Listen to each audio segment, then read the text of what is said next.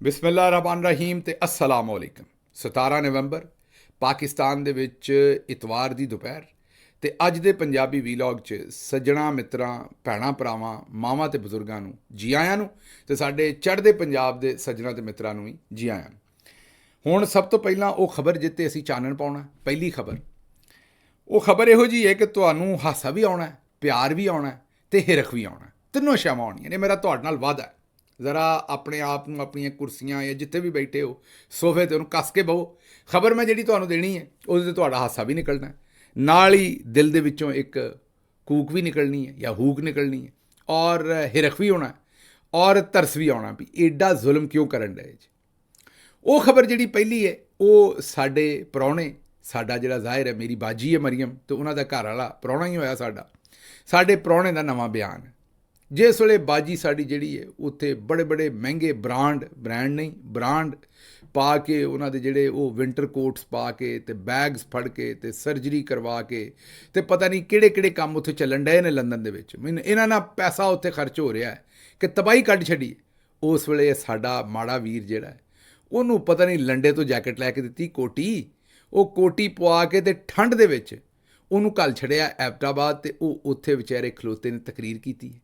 ਤਕਰੀਰ ਤੁਸੀਂ ਸੁਣ ਲੋਗੇ ਤਾਂ ਪਰੇਸ਼ਾਨ ਹੋ ਜਾਓਗੇ। ਅੱਛਾ, ਮੇਰੀ ਨਜ਼ਰ 'ਚੋਂ ਇਹ ਖਬਰ ਗੁਜ਼ਰੀ ਸੀ ਲੇਕਿਨ ਮੈਂ ਇਹਦੇ 'ਤੇ ਐਡੀ ਤਵੱਜੋ ਨਹੀਂ ਲਈ, ਅਤੇ ਮੈਨੂੰ ਫਿਰ ਲੰਬੜਦਾਰ ਸਾਹਿਬ ਨੇ ਫ਼ੋਨ ਕੀਤਾ। ਉਹਨਾਂ ਕਿਹਾ ਤੁਸੀਂ ਖਬਰ ਹੀ ਨਹੀਂ ਕੀਤੀ ਪਿਛਲੇ ਵੀਲਾਗ ਦੇ ਵਿੱਚ। ਮੈਂ ਕਿਹਾ ਜੀ ਉਹ ਬਸ ਉਹ ਬਿਆਨ ਦਿੰਦੇ ਨੇ, ਮੇਰਾ ਖਿਆਲ ਕੋਈ ਹੋਰ ਬਿਆਨ ਦਿੱਤਾ ਹੋਏਗਾ, ਕੋਈ ਪਰ ਬਾਜੀ ਸਾਡੀ ਦੇ ਬਾਰੇ ਗੱਲ ਕੀਤੀ ਹੋਏਗੀ। ਹੋ ਸਕਦਾ ਤੁਹਾਨੂੰ ਚੇਤਾ ਹੀ ਹੈ ਕਿ ਲੌਂਗ ਗਵਾਚਾ ਗੀਤ ਤੁਸੀਂ ਸੁਣਿਆ ਸੀ, ਅਤੇ ਲੌਂਗ ਗਵਾਚਦਾ ਰਹਿੰਦਾ ਅਤੇ ਚਲੋ ਲੱਭਦੇ ਰਹਿੰਦੇ ਨੇ ਘਰਾਂ ਵਾਲੇ ਜਿਹੜੇ ਹੁੰਦੇ ਨੇ, ਉਹ ਘਰ ਵਾਲੇ ਨਹੀਂ ਲੱਭਣਾ ਨਾ ਪਿੱਛੇ ਪਿੱਛੇ ਤੁਰ ਕੇ ਲੌਂਗ ਨੂੰ। ਅਤੇ ਮੈਂ ਕਿਹਾ ਕੋਈ ਉਹੋ ਜਿਹਾ ਕੰਮ ਹੈ, ਕੋਈ ਬਾਜੀ ਨੇ ਜਿਹੜਾ ਉਹ ਬਾਜੀ ਦਾ ਕੋਕਾ ਜਿਹੜਾ ਗਵਾਚ ਗਿਆ ਹੋਏਗਾ। ਉਹਨਾਂ ਕਿਹਾ ਵੀ ਬਾਜੀ, ਲੰਬੜਦਾਰ ਸਾਹਿਬ ਨੇ ਮੈਨੂੰ ਆ ਕੇ ਆਇਆ ਵੀ ਗਿੱਲ ਸਾਹਿਬ ਤੁਸੀਂ ਅੰਨੇ ਹੋ, ਬਾਜੀ ਨੇ ਕਦੇ ਕੋਕਾ ਪਾਇਆ? ਬਾਜੀ ਤੇ ਨੱਕ ਤੇ ਮੱਖੀ ਨਹੀਂ ਬਹਿਣ ਦਿੰਦੀ, ਅਤੇ ਤੁਸੀਂ ਕੋਕੇ ਦੀ ਗੱਲ ਕਿੱਥੋਂ ਕਰਨ ਡਏ ਹੋ? ਕੋਈ ਕੋਕਾ ਸ਼ੋਕਾ ਨਹੀਂ ਹੈਗਾ। ਉਹਨਾਂ ਕਿਹਾ ਵੀ ਇਹ ਗੱਲ ਕੋਈ ਹੋਰ ਹੈ, ਇਹਨੂੰ ਜ਼ਰਾ ਥੋੜ੍ਹਾ ਜਿਹਾ ਟਟੋਲੋ। ਇਹ ਉਹਨਾਂ ਦੇ ਦਿਲ ਦੇ ਜਿਹੜੇ ਛਾਲੇ ਨੇ, ਉਬਾਲ ਹੈ ਬਲਕਿ ਉਛਾਲ ਹੈ, ਉਹ ਉਹਨਾਂ ਆਖਿਆ ਵੀ ਉਹ ਬੋਲਣ ਡਈ ਹੈ। ਅਤੇ ਮਾੜੇ ਬੰਦੇ ਦੀ ਵੀ ਖਬਰ ਦੇ ਦਿਆ ਕਰੋ। ਉਹਨਾਂ ਆਖਿਆ ਗਿੱਲ ਸਾਹਿਬ ਹਮੇਸ਼ਾ ਤਗੜਿਆਂ ਦੀ, ਕਦੀ ਬਾਜੀ ਮਰੀਮ ਦੀ, ਕਦੀ ਸ਼ਹਬਾਜ਼ ਸ਼ਰੀਫ ਦੀ, ਕਦੀ ਨਵਾਜ਼ ਸ਼ਰੀਫ ਦੀ, ਕਦੀ ਟਰੰਪ ਦੀ, ਕਦੀ ਕਿਹਦੀ ਖਬਰ ਦਿੰਦੇ ਹੋ, ਅਤੇ ਜੇ ਕਿਤੇ ਮਾੜੇ ਨੇ ਦਿਲ 'ਚੋਂ ਕੂਕ ਕੱਢ ਹੀ ਛੱਡੀ ਹੈ ਅਤੇ ਉਹਦੀ ਵੀ ਖਬਰ ਦੇ ਦਿਓ। ਫਿਰ ਅਸੀਂ ਇਹ ਵੀਡੀਓ ਜਿਸ ਵੇਲੇ ਵੇਖੀ ਅਤੇ ਸ਼ਰਮਿੰਦਗੀ ਵੀ ਹੋਈ ਵੀ ਯਾਰ ਇਹ ਪਹਿਲਾਂ ਦੇਣੀ ਚਾਹੀਦੀ ਸੀ ਖਬਰ। ਭਰਾ ਸਾਡਾ ਉੱਥੇ ਬੈਠਾ ਰੋਣ ਡਿਆ, ਪ੍ਰਾਹੁਣਾ ਸਾਡਾ, ਔਰ ਵੇਖੋ ਕੋਈ ਸੁਣ ਨਹੀਂ ਰਿਹਾ, ਨਾ ਕੋਈ ਰੋਟੀ ਲੱਭਣ ਡਈ ਹੈ, ਨਾ ਮੇਰਾ ਮਤਲਬ ਕੋਈ ਇੱਜ਼ਤ ਲੱਭਣ ਡਈ ਹੈ, ਨਾ ਕੋਈ ਗੱਲ ਹੈ ਨਾ ਬਾਤ ਹੈ। ਔਰ ਇਹ ਮੈਂ ਨਹੀਂ ਗੱਲਾਂ ਕਹਿਣ ਡਿਆ, ਇਹ ਕੋਈ ਮੈਂ ਨਹੀਂ ਆਖਣ ਡਿਆ, ਇਹ ਰੱਖ ਕਰਨ ਡਿਆ। ਜਾਂ ਤੁਸੀਂ ਆਖੋ ਵੀ ਗਿੱਲ ਸਾਹਿਬ ਕੂੜ ਮਾਰੀ ਜਾ ਰਹੇ ਹੋ, ਮਜ਼ਾਕ ਉਡਾਉਣ ਡੇ ਹੋ। ਸੁਣ ਲਓ ਵੀ ਭਰਾ ਤੁਹਾਡਾ ਸਾਡਾ ਆਪਣਾ, ਤੁਹਾਡਾ ਸਾਰਿਆਂ ਦਾ ਸਾਡਾ ਆਪਣਾ ਹੈ। ਇਹ ਤਾਂ ਬੰਦਾ ਸਾਡਾ ਆਪਣਾ ਹੈ ਕਿਉਂਕਿ ਮਸਕੀਨ ਹੈ। ਵੇਖੋ ਨਾ ਫਿਲਮ ਦੇ ਵਿੱਚ ਵੀ ਜਿਹਦੇ ਨਾਲ ਜ਼ੁਲਮ ਹੋਵੇ ਤੁਹਾਡਾ ਦਿਲ ਉਹਦੇ ਨਾਲ ਚਲਾ ਜਾਂਦਾ ਹੈ, ਅਤੇ ਇਹਦੇ ਨਾਲ ਤਾਂ ਜਿਹੜਾ ਜ਼ੁਲਮ ਹੋ ਗਿਆ ਇਸ ਦੁਨੀਆ ਦੇ ਵਿੱਚ ਸਿੱਧਾ ਜੰਤੀ ਹੈ ਭਰਾ ਸਾਡਾ।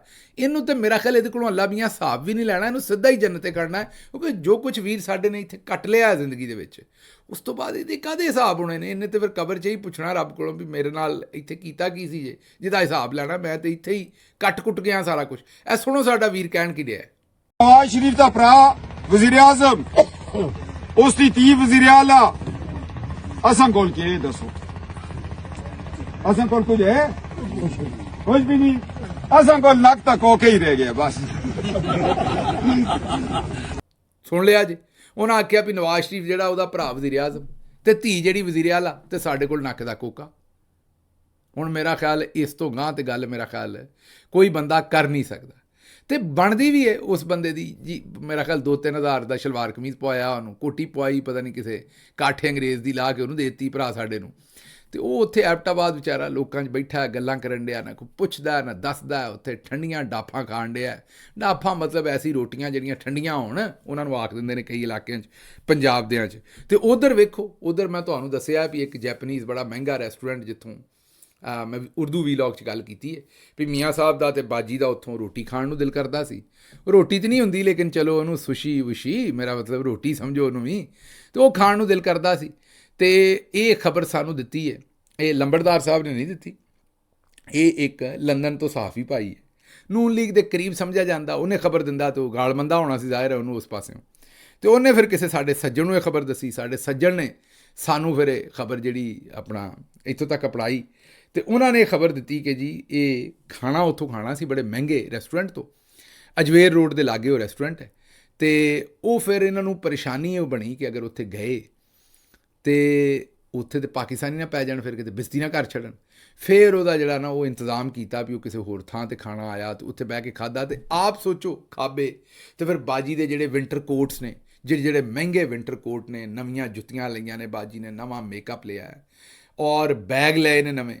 ਪਰ ਇਹ ਮੁੰਡੇ ਵੀ ਜਿਹੜੇ ਨਾ ਇਹ ਬੜੇ ਬੜੇ ਸ਼ੈਤਾਨ ਨੇ। ਕਿਸੇ ਨੇ ਇੱਕ ਟਵੀਟ ਕਰ ਛੜਿਆ, ਵੇਖੋ, ਉਹਨਾਂ ਆਖਿਆ ਵੀ ਬਾਜੀ ਦੀਆਂ ਬਾਕੀ ਟੌਰਾਂ ਬੜੀਆਂ ਨੇ ਪਰ ਬੈਗ ਬਾਜੀ ਕੋ ਬੜੇ ਨਿਕੰਮੇ ਨੇ। ਆ ਬੈਗ ਸੂਟਕੇਸ ਜਿਨ੍ਹਾਂ ਦੇ ਵਿੱਚ ਸਮਾਨ ਸਮੂਨ ਲਿਆਉਣਾ, ਬਾਜੀ ਨੇ ਵੀ ਤਾਂ ਸਮਾਨ ਇੰਨਾ ਇਕੱਠਾ ਕਰ ਲਿਆ ਮੇਰਾ ਖਿਆਲ ਵੀ ਹੁਣ ਉਹ ਸੂਟਕੇਸ ਵੀ ਨਹੀਂ ਬਚੇ। ਤੇ ਹੁਣ ਉਹ ਜਿਹੜੇ ਉਹ ਮੇਰਾ ਮਤਲਬ ਲਿਫਾਫੇ ਸ਼ਫਾਫੇ ਨੇ ਉਹਨਾਂ 'ਚ ਪਾਈ ਪੂਈ ਫਿਰਨ ਡਈ ਹੈ। ਵਾਪਸੀ ਜੋ ਆਉਣਾ ਹੁਣ ਉੱਥੋਂ ਪਾਕਿਸਤਾਨ, ਤੇ ਇਹ ਲੋਕੀ ਮਜ਼ਾਕ ਬੜਾ ਉਡਾਉਂਦੇ ਨੇ। ਚਲੋ ਕੋਈ ਨਹੀਂ, ਹੁਣ ਤੁਸੀਂ ਤਵੱਜੋ ਦਵਾਤੀ ਹੈ ਨਾ, ਅਗਲੀ ਵਾਰੀ ਬਾਜੀ ਜਿਹੜੀ ਹੈ ਉਹ ਸਫਰੀ ਬੈਗ ਵੀ ਚੰਗੇ ਖਰੀਦ ਲਓ।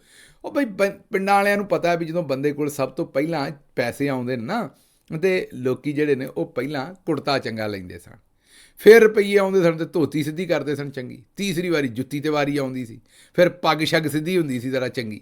ਤੇ ਇਸੇ ਤਰੀਕੇ ਨਾਲ ਬਾਜੀ ਨੇ ਵੀ ਬਾਕੀ ਸਾਰੇ ਚਿੱਬ ਸ਼ਿਬ ਜ਼ਿੰਦਗੀ ਦੇ ਕੱਢ ਛੱਡੇ ਨੇ। ਚਿੱਬ, ਮੈਂ ਕੋਈ ਬਾਜੀ ਦੇ ਚਿੱਬਾਂ ਦੀ ਗੱਲ ਨਹੀਂ ਕਰਦਾ, ਮੇਰੀ ਤੇ ਉਹ ਭੈਣ ਹੈ ਉਸ ਪਾਸੇ ਨਾ ਗੱਲ ਲੈ ਜਿਓ, ਫਿਰ ਤੁਸੀਂ ਮੇਰਾ ਮਤਲਬ ਦੰਦ ਬੜੇ ਕੱਢਦੇ ਜੇ। ਚਿੱਬ ਕੱਢਣ ਦੀ ਮੇਰਾ ਮਤਲਬ ਹੈ ਜਿਹੜਾ ਐਕਸਪ੍ਰੈਸ਼ਨ ਹੈ ਕਿ ਮਾੜੇ ਬੰਦੇ ਦੇ ਆਂਦੇ ਨੇ ਚਿੱਬ ਨਿਕਲ ਗਏ, ਜਿਸ ਵੇਲੇ ਪੈਸੇ ਪੂਸੇ ਆਉਂਦੇ ਨੇ, ਜੁੱਤੀ ਕੱਪੜਾ ਲਿਆ ਹੋਰ ਸ਼ਾਮਾਂ ਲਈਆਂ, ਮਤਲਬ ਆਪਣਾ ਕੰਮ ਸਿੱਧਾ ਹੋ ਗਿਆ ਉਹਨਾਂ ਦੀ ਜ਼ਿੰਦਗੀ ਦਾ। ਤੇ ਉਹ ਬਾਜੀ ਨੇ ਆਪਣੀ ਜ਼ਿੰਦਗੀ ਦੇ ਬਾਕੀ ਜਿਹੜੇ ਚਿੱਬ ਸ਼ਿਬ ਸਨ ਉਹ ਕੱਢੇ। ਮੇਰਾ ਮਤਲਬ ਜੁੱਤੀਆਂ ਲਈਆਂ ਚੰਗੀਆਂ, ਕੱਪੜੇ ਲਏ, ਕੋਟ ਲਏ, ਹੋਰ ਆਪਣੀ ਬਿਮਾਰੀ ਸ਼ਮਾਰੀ ਦਾ ਇਲਾਜ ਕਰਾਇਆ। ਹੁਣ ਬੈਗਾਂ ਵਾਲੇ ਪਾਸੇ ਵੀ ਆ ਜਾਏਗੀ। ਬੜੇ ਭੈੜੇ ਜੇ ਤੁਸੀਂ, ਜੇ ਉਹਨੇ ਕੋਈ ਸੂਟਕੇਸ ਮਾੜੇ ਇਸਤੇਮਾਲ ਕਰ ਲਏ ਨੇ ਤੇ ਟਰੰਕ ਸ਼ਰੰਕ ਜਿਹੜੇ ਇਸਤੇਮਾਲ ਕਰ ਰਹੇ ਨੇ ਮਾੜੇ, ਤੇ ਕੋਈ ਗੱਲ ਨਹੀਂ, ਏਡਾ ਕਿਹੜਾ ਉਸ 'ਤੇ ਹੁਣ ਪਰੇਸ਼ਾਨੀ ਤੁਸੀਂ ਲੈਣਾ। ਹੁਣ ਜ਼ਰੂਰੀ ਥੋੜ੍ਹੀ ਹੈ ਕਿ ਬਾਜੀ ਉੱਥੇ ਵੀ ਜਿਹੜੇ ਨੇ ਉਹ ਬ੍ਰਾਂਡਡ ਜਿਹੜੇ ਨੇ ਉਹ ਲਵੇ। ਲੇਕਿਨ ਚਲੋ ਕੋਈ ਨਹੀਂ, ਅਸੀਂ ਕਿਹੜਾ ਘਰੋਂ ਲੈਣੇ ਨੇ, ਕਿਸੇ ਨੂੰ ਹੀ ਆਖਣਾ ਨਾ, ਅਗਲੀ ਵਾਰੀ ਆਖ ਦਿਆਂਗੇ, ਦੇ ਦੇਗਾ ਕੋਈ ਬੈਗਾਂ ਦੇ ਸੈੱਟ ਵੀ 3-4 ਲਿਆ ਕੇ ਭਰ ਲਿਆ ਕਰਾਂਗੇ ਫਿਰ ਉਹਨਾਂ ਨੂੰ ਵੀ। ਤੇ ਤੁਸੀਂ ਚੰਗਾ, ਤੁਹਾਡੀ ਮਿਹਰਬਾਨੀ, ਤੁਸੀਂ ਯਾਦ ਕਰਾਤਾ। ਪਰ ਨਾਲ ਨਾਲ ਤੁਹਾਡਾ ਬੇੜਾ ਗਰਕ, ਇਹ ਮੁਹਾਵਰਾਤਨ ਕਹਿ ਰਿਹਾ, ਅੱਲਾ ਨਾ ਕਰੇ ਤੁਹਾਡਾ ਬੇੜਾ ਗਰਕ ਹੋਵੇ। ਉਹ ਜਿਹੜੇ ਗਰੀਬ ਨੂੰ ਫਟੀਕ ਪੈਣੀ ਹੁਣ ਤੁਹਾਨੂੰ ਗਾਲਾਂ ਕੱਢੇਗਾ, ਕਿਉਂਕਿ ਤੁਹਾਡੀ ਵਜ੍ਹਾ ਤੋਂ ਹੁਣ ਮਹਿੰਗੇ ਬੈਗ ਵੀ ਕਿਸੇ ਨੂੰ ਲੈ ਕੇ ਦੇਣੇ ਪੈਣੇ ਨੇ। ਅੱਛਾ ਜੀ, ਖੈਰ, ਇਹ ਹੁਣ ਜਿਸ ਵੇਲੇ ਇਹ ਭਾ ਹੁਣੀ ਜਿਹੜੇ ਆਂਦੇ ਨੇ ਵੀ ਸਾਡੇ ਕੋਲ ਸਿਰਫ ਨੱਕ ਦਾ ਕੋਕਾ, ਇੱਥੇ ਸ਼ਾਇਰ ਦੱਸਣਾ ਇਹ ਚਾਹ ਰਿਹਾ ਵੀ ਚਲੋ ਮੈਨੂੰ ਤੁਸੀਂ ਲੰਦਨ ਨਹੀਂ ਲੈ ਕੇ ਜਾਣਾ, ਮੈਨੂੰ ਤੁਸੀਂ ਕੋਈ ਬੂਰਬਨ ਹੀ ਠਹਿਰਾ ਦਿਓ 5 ਦਿਨ ਯਾਰ ਪੀਸੀ ਦੇ ਵਿੱਚ ਜਾਂ ਕਿਸੇ ਹੋਰ ਹੋਟਲ ਦੇ ਵਿੱਚ, ਕੋਈ ਲਾਹੌਰ ਪੀਸੀ 'ਚ ਹੀ ਠਹਿਰਾ ਦਿਓ ਮੈਨੂੰ। ਮੇਰਾ ਮਤਲਬ ਕੋਈ ਮੇਰਾ ਸਿੱਧਾ ਕਰ ਦਿਓ ਕੰਮ ਥੋੜ੍ਹਾ ਜਿਹਾ। ਤੇ ਭਾ ਸਫਦਰ ਦੀਆਂ ਗੱਲਾਂ ਠੀਕ ਨੇ, ਲੇਕਿਨ ਚਲੋ ਹੁਣ ਜ਼ੁਲਮ ਹੋਣ ਡਿਆ, ਕੀ ਕਰੀਏ, ਕਿਉਂਕਿ ਡੋਮੈਸਟਿਕ ਮਾਮਲਾ, ਇਹਨੂੰ ਡੋਮੈਸਟਿਕ ਅਬਿਊਜ਼ ਹੀ ਆਉਂਦੇ ਨੇ ਮੇਰਾ ਖਿਆਲ ਇਸ ਮਾਮਲੇ ਦੇ ਵਿੱਚ। ਬਹੁਤਾ ਅਸੀਂ ਦਖਲ ਵੀ ਨਹੀਂ ਲੈ ਸਕਦੇ। ਅੱਛਾ ਜੀ, ਅਗਲੀ ਖਬਰ ਜਿਹੜੀ ਤੁਹਾਡੇ ਸਾਹਮਣੇ ਰੱਖਣੀ, ਉਹ ਖਾਣ ਪੀਣ ਦੀਆਂ ਚੀਜ਼ਾਂ ਤੋਂ ਇਲਾਵਾ 5 ਚੀਜ਼ਾਂ ਹਰਾਮ ਨੇ। ਇਹ ਜਾਵੇਦ ਗਾਮਦੀ ਸਾਹਿਬ ਨੇ, ਤੁਹਾਨੂੰ ਪਤਾ ਬੜੇ ਵੱਡੇ ਮੁਫੱਕਰ ਨੇ ਔਰ ਮਜ਼ਹਬ ਨੂੰ ਜਾਣਨ ਵਾਲੇ ਨੇ, ਮਜ਼ਹਬ 'ਤੇ ਕਮੈਂਟਰੀ ਕਰਦੇ ਨੇ। ਇਹ ਜਿਹੜਾ VPN ਵਾਲਾ ਡਰਾਮਾ ਸ਼ੁਰੂ ਹੋਇਆ ਇਹਦੇ ਉੱਤੇ, ਕਿਉਂਕਿ ਸ਼ਹਿਬਾਜ਼ ਸ਼ਰੀਫ ਸਾਹਿਬ ਇੱਕ ਹੋਰ ਟਵੀਟ ਕਰ ਦਿੱਤਾ VPN ਲਾ ਕੇ। ਹੁਣ ਪੂਰੀ ਦੁਨੀਆ ਆਖਣ ਡਈ ਹੈ ਵੀ ਇਹ ਜਨਾਬ ਜਿਹੜਾ ਉਹਨਾਂ ਦਾ ਐਕਸ਼ਨ ਹੈ ਟਵੀਟ ਕਰਨ ਵਾਲਾ, ਮਤਲਬ ਉਹੀ ਜਿਹੜੀ ਗੱਲ ਉਹਨਾਂ ਕਰਨੀ ਹੈ ਟਵੀਟ ਦੇ ਉੱਤੇ, ਉਹੀ ਉਹ ਪ੍ਰੈਸ ਰਿਲੀਜ਼ 'ਚ ਵੀ ਕਰ ਸਕਦੇ ਨੇ। ਤੇ ਜਦੋਂ ਹੁਣ ਮੌਲਵੀ ਹਜ਼ਰਾਤ ਨੇ ਆਖ ਦਿੱਤਾ ਵੀ ਇਹ ਹਰਾਮ ਹੈ, ਰਾਗਬ ਨਈਮੀ ਸਾਹਿਬ ਨੇ ਆਖ ਦਿੱਤਾ ਕਿ ਇਹ ਹਰਾਮ ਹੈ, ਤੇ ਫਿਰ ਹੁਣ ਹਰਾਮ ਕੰਮ ਕਿਉਂ ਕਰਨ ਡਏ ਨੇ ਸ਼ਹਿਬਾਜ਼ ਸ਼ਰੀਫ ਸਾਹਿਬ। ਤੇ ਦੂਸਰੇ ਪਾਸੇ ਜਨਾਬ ਮੈਂ ਤੁਹਾਨੂੰ ਦੱਸ ਦਿੱਤਾ ਜਾਵੇਦ ਅਹਿਮਦ ਗਾਮਦੀ ਸਾਹਿਬ ਨੇ ਕੀ ਆਖਿਆ। ਉਹਦੇ ਨਾਲ ਨਾਲ ਮੌਲਾਨਾ ਤਾਰਿਕ ਜਮੀਲ ਸਾਹਿਬ ਨੇ ਵੀ ਆਖ ਦਿੱਤਾ। ਤੇ 2 ਸਾਲ ਪੁਰਾਣਾ ਇੱਕ ਕੋਈ ਫਤਵਾ ਜਿਹੜਾ ਉਹ ਵੀ ਨਿਕਲ ਆਇਆ, ਉਹਦੇ ਵੀ ਹੁਣ ਹਲਾਲ ਹਰਾਮ ਦੀਆਂ VPN ਤੇ ਇੱਧਰ ਉੱਧਰ ਗੱਲਾਂ ਜਿਹੜੀਆਂ ਉਹਨੇ ਸ਼ੁਰੂ ਹੋਈਆਂ ਨੇ। ਤੇ ਇਹ ਹੁਣ ਇਸ ਵੇਲੇ ਮੌਲਵੀਆਂ ਦਾ ਵੀ ਟਾਸ ਚੌਧਰੀ ਨੇ ਪਵਾਤਾ, ਮਤਲਬ ਚੌਧਰੀ ਸਾਹਿਬ ਨੇ ਵੀ ਕਸਮ ਖਾਧੀ ਹੈ ਵੀ ਕਿਸੇ ਨੂੰ ਵਸਣ ਨਹੀਂ ਦੇਣਾ। ਆਖਰੀ ਮੇਰਾ ਖਿਆਲ ਹੁਣ ਮੌਲਵੀ ਆ ਗਏ ਸਨ ਹੱਥੇ, ਤੇ ਉਹਨਾਂ ਨੂੰ ਵੀ ਇਸਤੇਮਾਲ ਕਰਕੇ ਤੇ ਅਸੀਂ ਪਰਾਂ ਮਾਰਿਆ। ਅੱਛਾ ਜੀ, ਅਗਲੀ ਜਿਹੜੀ ਖਬਰ ਤੁਹਾਨੂੰ ਦੇਣੀ ਹੈ ਉਹ ਹੈ ਕਿ ਇਸਲਾਮੀ ਨਜ਼ਰੀਆਤੀ ਕੌਂਸਲ ਦਾ ਜਿਹੜਾ ਫਤਵਾ ਹੈ, ਇਹ ਫਿਆਜ਼ ਸ਼ਾਹ ਸਾਹਿਬ ਨੇ ਆਖਿਆ। ਉਹਨਾਂ ਕਿਹਾ ਲੱਗਦਾ ਵੀ ਅਗਲਾ ਫਤਵਾ ਜਿਹੜਾ ਹੈ ਨਾ ਉਹ ਇਹ ਹੋਏਗਾ ਵੀ ਜਿੰਨੇ ਪਾਕਿਸਤਾਨ 'ਚ ਆਪਣੀ ਅਕਲ ਇਸਤੇਮਾਲ ਕੀਤੀ ਨਾ ਉਹ ਹਰਾਮ ਹੈ। ਮਤਲਬ ਜਿੱਥੋਂ ਤੱਕ ਅੱਪਣ ਡਏ ਨੇ ਹੁਣ ਤੇ ਇਹਨਾਂ ਨੇ ਇਹੀ ਦੱਸਣਾ ਵੀ ਜਿਹਨੇ ਅਕਲ ਇਸਤੇਮਾਲ ਕੀਤੀ ਜਾਂ ਕੋਈ ਅਕਲ ਦੀ ਗੱਲ ਕੀਤੀ ਜਾਂ ਕੋਈ ਸਵਾਲ ਪੁੱਛਿਆ ਉਹ ਵੀ ਹਰਾਮ ਹੈ, ਤੇ ਉਹ ਦੋਜ਼ਖ 'ਚ ਜਾਏਗਾ। ਕਿਉਂਕਿ ਹੁਣ ਮੌਲਵੀ ਹਜ਼ਰਾਤ ਨੇ ਇਸ ਪਾਸੇ ਨੂੰ, ਮੌਲਵੀ ਸਾਰੇ ਨਹੀਂ ਲੇਕਿਨ ਜਿਹੜੇ ਮੌਲਵੀ ਇਹ ਚੌਧਰੀ ਨਿਜ਼ਾਮਦੀਨ ਦੇ ਕਹਿਣ ਦੇ ਉੱਤੇ ਇਹੋ ਜਿਹੇ ਫਤਵੇ ਦੇਣ ਡਏ ਨੇ, ਉਹਨਾਂ ਦੀ ਗੱਲ ਕਰਦੇ। ਤੇ ਕਹਿਣ ਦਾ ਮਤਲਬ ਇਹ ਹੈ ਕਿ ਕੰਮ ਤੇ ਇਸ ਪਾਸੇ ਨੂੰ ਤੁਰਿਆ ਵੀ ਹੁਣ ਅਕਲ ਵੀ ਇਸਤੇਮਾਲ ਨਹੀਂ ਕਰਨੀ। ਅੱਛਾ ਜੀ, ਅਗਲੀ ਖਬਰ ਜੋ ਕੱਲ੍ਹ ਅਸੀਂ ਤੁਹਾਨੂੰ ਦੱਸਿਆ ਸੀ, ਜੋ ਜ਼ਿਮੀਂਦਾਰਾਂ ਨਾਲ ਕਰ ਛੱਡਿਆ, ਕਿਸਾਨ ਨਾਲ ਜੋ ਕੁਝ ਕਰ ਛੱਡਿਆ, ਉਹ ਮੇਰਾ ਖਿਆਲ ਕੋਈ ਤੁਹਾਨੂੰ ਓਲਾ ਨਹੀਂ ਰਹਿ ਗਿਆ। ਪੂਰੀ ਤੁਹਾਨੂੰ ਸਾਰੀਆਂ ਟੈਕਸ ਦੀਆਂ ਬ੍ਰੈਕਟਸ ਦੱਸੀਆਂ ਸਨ, ਦੱਸਿਆ ਤੁਹਾਨੂੰ ਵੀ ਨਾ ਉਹਨਾਂ ਦਾ ਗੰਨਾ ਪੂਰੇ ਮੁੱਲ 'ਤੇ ਲੈਂਦੇ ਨੇ। ਹੁਣ ਇਸ ਵੇਲੇ ਵੀ ਗੰਨਾ ਜਿਹੜਾ ਉਹਦਾ ਰੇਟ ਬੜਾ ਘੱਟ ਕੱਢਿਆ। ਫਿਰ ਗੰਨਾ ਜਦੋਂ ਲੈਣਾ ਹੈ ਤਾਂ ਉਹਦੇ ਵਿੱਚੋਂ ਬਹੁਤ ਸਾਰੀ ਕਟੌਤੀ ਕਰ ਲੈਣੀ ਵਜ਼ਨ ਦੀ, ਫਿਰ ਉਸ ਤੋਂ ਬਾਅਦ ਉਹਨਾਂ ਨੂੰ ਪੈਸੇ ਨਹੀਂ ਦੇਣੇ, ਉਹਨਾਂ ਖੱਜਲ ਹੋਣਾ ਜੂਨ ਜੁਲਾਈ ਅਗਸਤ ਤੱਕ ਅੱਗੋਂ ਜਾ ਕੇ, ਤੇ ਨਾਲ ਨਾਲ ਉਹਨਾਂ ਦੇ ਉੱਤੇ ਟੈਕਸ ਵੀ ਲਾ ਰਹੇ ਨੇ। ਹੁਣ ਇਹਨਾਂ ਹਾਲਾਤ ਦੇ ਵਿੱਚ ਜ਼ਿਮੀਂਦਾਰ ਦੀ ਕਮਰ ਤੇ ਤੋੜ ਦਿੱਤੀ ਹੈ, ਪਾਕਿਸਤਾਨੀ ਜ਼ਿਮੀਂਦਾਰ ਤੇ ਮਾਰ ਕੇ ਰੱਖ ਦਿੱਤਾ ਹੈ। ਇਸ ਵਾਰੀ ਖਬਰ ਇਹ ਜੇ ਕਿ ਪਾਕਿਸਤਾਨ ਤਾਰੀਖ 'ਚ ਪਹਿਲੀ ਵਾਰੀ ਅਮਰੀਕੀ ਕਪਾਹ ਦਾ ਹੁਣ ਵੱਡਾ ਕਪਾਹ ਮਤਲਬ ਕਪਾਸ, ਉਹਦਾ ਵੱਡਾ ਜਿਹੜਾ ਹੈ ਨਾ ਉਹ ਹੁਣ ਖਰੀਦਾਰ ਬਣ ਜਾਏਗਾ, ਕਿਉਂਕਿ ਪਾਕਿਸਤਾਨ ਦੇ ਵਿੱਚ ਕਪਾਹ ਹੋਣੀ ਨਹੀਂ ਰਹੀ। ਜ਼ਿਮੀਂਦਾਰ ਤੇ ਖੜਕਾ ਛੱਡਿਆ ਸੀ, ਉਹ ਹੁਣ ਨਾ ਗੰਨਾ ਲਾਉਣ ਜੋਗਾ, ਨਾ ਕਣਕ ਲਾਉਣ ਜੋਗਾ, ਨਾ ਕਪਾਹ ਲਾਉਣ ਜੋਗਾ ਵਿਚਾਰਾ। ਉਹਦੇ ਪੈਸੇ ਨਹੀਂ ਬਚਦੇ। ਕਪਾਹਾਂ ਲਾਉਣੀਆਂ ਕੋਈ ਸੌਖੀਆਂ ਨੇ, ਉਹਨਾਂ ਦੇ ਉੱਤੇ ਜਿੰਨੀ ਸਪਰੇਅ ਹੋਣੀ ਹੈ, ਜੋ ਕੁਝ ਦੂਜਾ ਉਹਦਾ ਨਿਕਸੁਕ ਹੋਣਾ, ਉਹ ਮੇਰਾ ਉਹਦੇ ਨੂੰ ਕਪਾਹ ਲਾਉਣੀ ਕਿਹੜਾ ਸੌਖੀ ਰਹਿ ਗਈ ਜ਼ਿਮੀਂਦਾਰ ਵਾਸਤੇ। ਤੇ ਬਹਰਹਾਲ ਹੁਣ ਅਮਰੀਕਾ ਕੋ ਕਪਾਹ ਖਰੀਦਾਂਗੇ ਜੀ, ਇਹ ਵੀ ਚੰਗਾ ਕੰਮ, ਅਸੀਂ ਚੰਗੇ ਕੰਮ ਨੂੰ ਲਾ ਦਿੱਤਾ ਕੰਮ ਨੂੰ। ਅੱਛਾ ਜੀ, ਅੱਗੋਂ ਸ਼ਫਕਤ ਚੌਧਰੀ ਸਾਹਿਬ ਨੇ ਇੱਕ ਟਵੀਟ ਕੀਤਾ, ਚੰਗੇ ਜਰਨਲਿਸਟ ਨੇ, ਉਹਨਾਂ ਆਖਿਆ ਸ਼ਫਕਤ ਚੌਧਰੀ ਸਾਹਿਬ ਨੇ ਕਿ ਸਮੋਗ ਰੋਕਣ ਵਾਸਤੇ ਜਨਰਲ ਸਟੋਰ, ਬੇਕਰੀ ਦੁਕਾਨਾਂ ਇਹ ਵੀ ਬੰਦ ਕਰਾਤੀਆਂ ਨੇ। ਇਹ ਨਿੱਕੀਆਂ ਨਿੱਕੀਆਂ ਦੁਕਾਨਾਂ ਮਹੱਲਿਆਂ ਦੇ ਵਿੱਚ ਜਿਹੜੀਆਂ ਨੇ ਉਹ ਵੀ ਬੰਦ ਕਰਾਤੀਆਂ ਨੇ। ਔਰ ਉਹਨਾਂ ਆਖਿਆ ਵੀ ਪਤਾ ਨਹੀਂ ਇਹ ਦੁਕਾਨਾਂ ਵੀ ਧੂੰਆਂ ਮਾਰਦੀਆਂ ਨੇ, ਹੁਣ ਬੇਕਰੀ ਵੀ ਧੂੰਆਂ ਮਾਰਦੀ ਹੈ ਜਾਂ ਇਹ ਜਿਹੜੀਆਂ ਛੋਟੀਆਂ ਦੁਕਾਨਾਂ ਨੇ ਜਨਰਲ ਸਟੋਰ ਇਹ ਵੀ ਧੂੰਆਂ ਮਾਰਦਾ, ਪਰ ਇਹਨਾਂ ਨੂੰ ਬੰਦ ਕਰਵਾ ਦਿੱਤਾ ਜਿਹੜੀਆਂ ਮਹੱਲਿਆਂ ਛੱਲਿਆਂ 'ਚ। ਅੱਛਾ ਜੀ, ਅਗਲੀ ਖਬਰ ਜਿਹੜੀ ਹੈ ਉਹ ਪਾਕ ਸਟੱਡੀ ਮਤਲਬ ਮਤਾਲਿਆ ਪਾਕਿਸਤਾਨ ਦੇ ਇੱਕ ਪ੍ਰੋਫੈਸਰ ਨੇ ਤਾਬਸ਼ ਹਾਸ਼ਮੀ ਦੇ ਸ਼ੋਅ ਦੇ ਵਿੱਚ ਗੱਲਬਾਤ ਕੀਤੀ ਹੈ। ਪ੍ਰੋਫੈਸਰ ਸਾਹਿਬ ਨੇ ਆਖਿਆ ਕਿ ਮਤਾਲਿਆ ਪਾਕਿਸਤਾਨ ਦੀ ਕਿਤਾਬ 'ਚ ਇੱਕੋ ਹੀ ਗੱਲ ਸੱਚ ਲਿਖੀ, ਬਾਕੀ ਸਭ ਕੁਝ ਝੂਠ ਹੀ ਪੜ੍ਹਾਇਆ। ਉਹਨਾਂ ਕਿਹਾ ਜੀ ਉਹ ਕੀ? ਉਹਨਾਂ ਕਿਹਾ ਜੀ ਉਹ ਇਹ ਲਿਖੀ ਕਿ ਮੈਦਾਨੀ ਇਲਾਕਿਆਂ ਦੇ ਵਿੱਚ ਸਰਦੀ ਘੱਟ ਪੈਂਦੀ ਹੈ ਅਤੇ ਸ਼ਮਾਲੀ ਇਲਾਕਿਆਂ 'ਚ ਸਰਦੀ ਬਹੁਤੀ ਪੈਂਦੀ ਹੈ, ਅਤੇ ਬਸ ਇਹ ਹੀ ਗੱਲ ਇੱਕ ਸੱਚੀ ਲਿਖੀ ਹੈ, ਬਾਕੀ ਜਿਹੜੀ ਹੈ ਨਾ ਉਹ ਵੀ ਨਹੀਂ। ਉਹ ਜਨਾਬ ਪ੍ਰੋਫੈਸਰ ਸਾਹਿਬ ਉਹ ਵੀ ਹੁਣ ਮੇਰਾ ਮਤਲਬ ਘੱਟ ਹੀ ਹੋ ਗਿਆ ਕੰਮ, ਜਿਹੜੀ ਗਲੋਬਲ ਵਾਰਮਿੰਗ ਹੈ ਉਹਦੇ ਨਾਲ ਉਹ ਵੀ ਬਦਲ ਗਿਆ ਹੁਣ ਤੇ ਇਹਦਾ ਮਤਲਬ ਹੈ ਕਿ ਸਭ ਕੁਝ ਹੀ ਸਾਨੂੰ ਝੂਠ ਜਿਹੜਾ ਉਹ ਪੜ੍ਹਾ ਦਿੱਤਾ ਹੈ। ਅੱਛਾ ਜੀ, ਅਗਲੀ ਖਬਰ ਤੁਹਾਨੂੰ ਜਿਹੜੀ ਦੇਣੀ ਹੈ ਉਹ ਹੈ ਇਹ ਪਿਛਲੇ ਵੀਲੌਗ ਦੇ ਦੋ ਹੋਰ ਵੀ ਖਬਰਾਂ ਨੇ, ਲੇਕਿਨ ਵਿੱਚ ਤੁਹਾਨੂੰ ਕਮੈਂਟਸ ਵੀ ਦਿਖਾ ਦਈਏ ਛੇਤੀ ਨਾਲ। ਅੱਜ ਕੱਲ੍ਹ ਕਮੈਂਟਸ ਵਾਲੇ ਪਾਸੇ ਸਾਡੇ ਕੋਲੋਂ ਆਇਆ ਹੀ ਨਹੀਂ ਜਾਂਦਾ, ਫਿਰ ਇੱਕ ਬੜੀ ਜਿਹੜੀ ਹੈ ਉਹ ਇੱਕ ਤਕਲੀਫ ਵਾਲੀ ਖਬਰ ਹੈ ਉਹ ਤੁਹਾਨੂੰ ਦੇਣੀ ਹੈ। ਪਹਿਲਾਂ ਜ਼ਰਾ ਕਮੈਂਟਸ ਦੇ ਦਈਏ। ਇਹ ਕਰਮਜੀਤ ਸਿੰਘ ਨੇ ਟਵੀਟ ਜਿਹੜਾ ਨਾ ਜੀ ਉਹ ਕੀਤਾ ਉੱਥੋਂ, ਇਹ ਟਰਾਂਸਲੇਟ ਅਸੀਂ ਉਹਨੂੰ ਕੀਤਾ, ਓਰੀਜਨਲ ਜਿਹੜਾ ਉਹ ਤੁਹਾਨੂੰ ਮੁੰਡਾ ਵਿਖਾ ਦਿੰਦਾ, ਜਿਹੜਾ ਜ਼ਾਹਿਰ ਹੈ ਹਿੰਦੀ 'ਚ ਲਿਖਿਆ ਹੈ। ਉਹ ਕਰਮਜੀਤ ਸਿੰਘ ਨੇ ਆਖਿਆ ਵੀ ਗਿੱਲ ਸਾਹਿਬ ਇੰਡੀਆ 'ਚ ਹਕੂਮਤ ਕਿਸਾਨ ਕੋਲੋਂ ਟੈਕਸ ਵੀ ਨਹੀਂ ਲੈਂਦੀ ਅਤੇ ਪੰਜਾਬ ਦੇ ਕਿਸਾਨ ਦੀ ਉੱਥੇ ਬਿਜਲੀ ਵੀ ਮਹਿੰਗੀ ਹੈ, ਅਤੇ ਸਾਡੇ ਵਾਲਿਆਂ ਨੇ ਤਾਂ ਕਿਸਾਨ ਨੂੰ ਲੰਮਾ ਪਾ ਲਿਆ। ਸਾਡੀ ਤਾਂ ਜਿਹੜੀ ਪ੍ਰਧਾਨ ਮੰਤਰੀ ਇੱਥੇ ਬਾਜੀ ਸਾਡੀ ਫਾਰਮ 47 ਵਾਲੀ, ਉਹ ਤਾਂ ਕਿਸਾਨਾਂ ਨੂੰ ਮਾਫੀਆ ਆਖਣ ਡਈ ਹੈ, ਉਹਦੇ ਕੋਲੋਂ ਤਾਂ ਹੋਰ ਕੋਈ ਸਰਦਾ ਬਣਦੀ ਨਹੀਂ ਗੱਲ। ਅਤੇ ਬਹਰਹਾਲ ਇਹ ਕਰਮਜੀਤ ਸਿੰਘ ਸਾਹਿਬ ਨੇ ਉੱਥੋਂ ਦੱਸਿਆ ਸਾਨੂੰ ਕਿ ਜੀ ਇਹ ਉਧਰ ਹਿਸਾਬ ਕਿਤਾਬ ਹੈ। ਅੱਛਾ, ਅੱਗੋਂ ਮੀਆਂ ਆਮਿਰ ਸਾਹਿਬ ਨੇ ਕਿਹਾ ਵੀ ਗਿੱਲ ਸਾਹਿਬ ਜਹਾਜ਼ ਦੇ ਵਿੱਚ, ਮੈਂ ਕੱਲ੍ਹ ਆਖਿਆ ਸੀ ਨਾ ਵੀ ਜਹਾਜ਼ ਦੇ ਵਿੱਚ ਵੀ ਇਹਨਾਂ ਦੀ ਕਰੋ ਬਿਜ਼ਤੀ, ਕਾਨੂੰਨ ਦੇ ਅੰਦਰ ਰਹਿੰਦੇ। ਉਹਨਾਂ ਆਖਿਆ ਨਹੀਂ ਜਹਾਜ਼ 'ਚ ਨਾ ਕਰੋ, ਜਹਾਜ਼ 'ਚ ਫੜੇ ਜਾਓਗੇ ਮਤਲਬ ਵੀ ਜਹਾਜ਼ ਦੇ ਵਿੱਚ ਥੋੜ੍ਹੇ ਬੰਦੇ ਹੁੰਦੇ ਨੇ, ਡਾਟਾ ਸ਼ਾਟਾ ਆਸਾਨੀ ਨਾਲ ਨਿਕਲ ਆਏਗਾ। ਨਹੀਂ, ਜੇ ਤੁਸੀਂ ਕਾਨੂੰਨ ਨਾ ਤੋੜੋ, ਜਹਾਜ਼ ਦਾ ਕਾਨੂੰਨ ਜਿਹੜਾ ਵੀ ਹੈ ਉਹ ਨਾ ਤੋੜੋ, ਅਤੇ ਏਅਰਲਾਈਨ ਅਗਰ ਕਿਸੇ ਹੋਰ ਮੁਲਕ ਦੀ ਹੋਈ ਤਾਂ ਫਿਰ ਨਹੀਂ ਫੜੇ ਜਾਓਗੇ, PIA ਹੋਈ ਤਾਂ ਫੜੇ ਜਾਓਗੇ, ਇਹਦੀ ਕੋਈ ਸ਼ੱਕ ਨਹੀਂ। ਅਤੇ ਅੱਛਾ ਜੀ, ਅਗਲਾ ਜਿਹੜਾ ਕੌਮੈਂਟ ਹੈ ਉਹ ਇਹਨਾਂ ਕੀਤਾ, ਉਹਨਾਂ ਕਿ ਗਿੱਲ ਸਾਹਿਬ ਮੇਰੀ ਇੱਕ ਛੋਟੀ ਜਿਹੀ ਤਜਵੀਜ਼ ਹੈ ਕਿ ਜਿਸ ਵੇਲੇ ਵੀ ਇਤਜਾਜ ਕਰਨਾ ਤੇ ਮਾਸਕ ਪਾ ਕੇ ਜਾਓ। ਇਹ ਗੱਲ ਬਿਲਕੁਲ ਠੀਕ ਹੈ ਤੁਹਾਡੀ, ਟੋਪੀ ਲਵੋ, ਮਾਸਕ ਪਾਓ ਅਤੇ ਫੋਨ ਜਿਹੜਾ ਉਹ ਬੰਦ ਕਰ ਲਓ ਜਿਸ ਵੇਲੇ ਨਵਾਜ਼ ਸ਼ਰੀਫ ਵਗੈਰਾ ਦੀ, ਮੇਰਾ ਮਤਲਬ ਕਿਸੇ ਵੇਲੇ ਜਗ੍ਹਾ ਦੇ ਉੱਤੇ ਜਾ ਕੇ ਬਿਜ਼ਤੀ ਸ਼ਿਸਤੀ ਇੱਕ ਅਮੂਮੀ ਜਿਹੜੀ ਮੈਂ ਦੱਸਿਆ ਵੀ ਗਾਲਾਂ ਕੱਢਣ ਤੋਂ ਬਗੈਰ, ਵਾਇਲੈਂਸ ਕਰਨ ਤੋਂ ਬਗੈਰ, ਜਿਹੜੀ ਆਪਣਾ ਕਾਨੂੰਨੀ ਹੱਕ ਤਮੀਜ਼ ਦੇ ਵਿੱਚ ਰਹਿੰਦਿਆਂ ਹੋਇਆਂ ਇਸਤੇਮਾਲ ਕਰਨਾ, ਅਤੇ ਉਸ ਵੇਲੇ ਜ਼ਰਾ ਕੋਈ ਮਾਸਕ ਸ਼ਾਸ ਪਾ ਲਓ ਤਾਂ ਕਿ ਤੁਸੀਂ ਪਛਾਣੇ ਨਾ ਜਾਓ। ਇਹ ਅੱਛਾ ਮਸ਼ਵਰਾ, ਮਾੜਾ ਨਹੀਂ। ਅੱਛਾ ਜੀ, ਇਹ ਤੁਹਾਨੂੰ ਇੱਕ ਹੁਣ ਸਟੋਰੀ ਦੱਸਣੀ, ਬੜੀ ਮੇਰੇ ਲਈ ਤਕਲੀਫ ਦੀ ਸਟੋਰੀ ਹੈ। ਇਹ 4 ਦਿਨ ਤੋਂ ਸਟੋਰੀ ਹੈ ਮੇਰੇ ਸਾਹਮਣੇ। ਕੁੜੀ ਹੈ ਸਾਡੀ ਇੱਕ, ਸੈਰਿਸ਼ਮਾਨ ਧੀ ਹੈ ਸਾਡੀ, ਭੈਣ ਹੈ।